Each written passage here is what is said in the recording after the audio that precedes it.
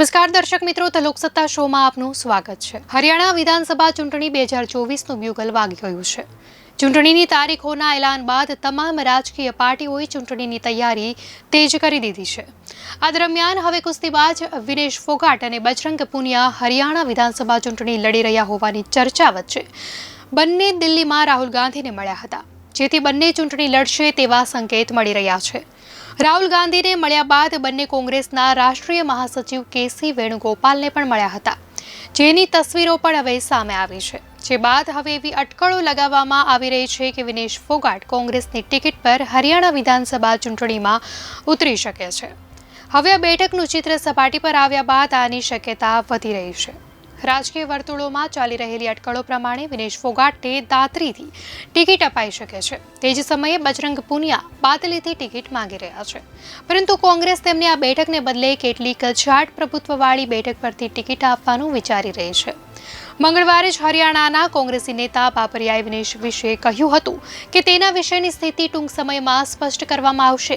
રાહુલ ગાંધી સાથે મુલાકાત પહેલા જ રાજકીય વર્તુળોમાં એવી ચર્ચા હતી કે જો વિનેશ ફોગાટ રાજકારણમાં પ્રવેશ કરશે તો તે કોંગ્રેસમાં જોડાઈ શકે છે। તાજેતરમાં જ વિનેશે સિંધ, રોહતક અને શંભુપોટર ખાતે ખાપ પંચાયતો અને બેઠકો સાથે મુલાકાત કરી હતી, જ્યાં તેને ખાપ પંચાયત દ્વારા ગોલ્ડ મેડલથી સન્માનિત કરાઈ હતી।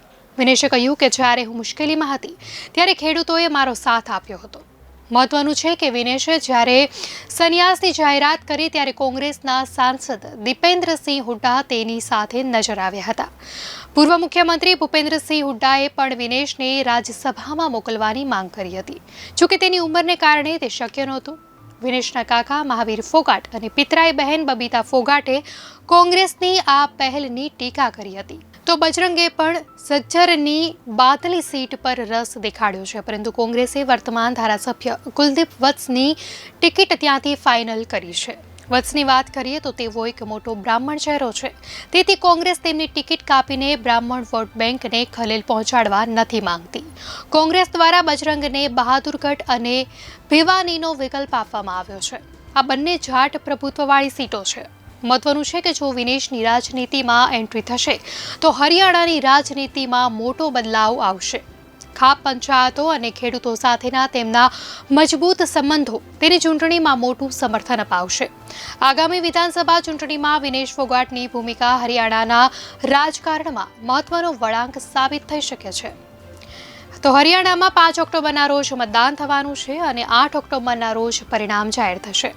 અગાઉ રાજ્યમાં 1 ઓક્ટોબરના રોજ મતદાન થવાનું હતું અને જમ્મુ અને કાશ્મીર વિધાનસભાની ચૂંટણી સાથે 4 ઓક્ટોબરના રોજ પરિણામો જાહેર થવાના હતા। હવે બંને રાજ્યોના ચૂંટણી પરિણામો 8 ઓક્ટોબરે જાહેર થશે।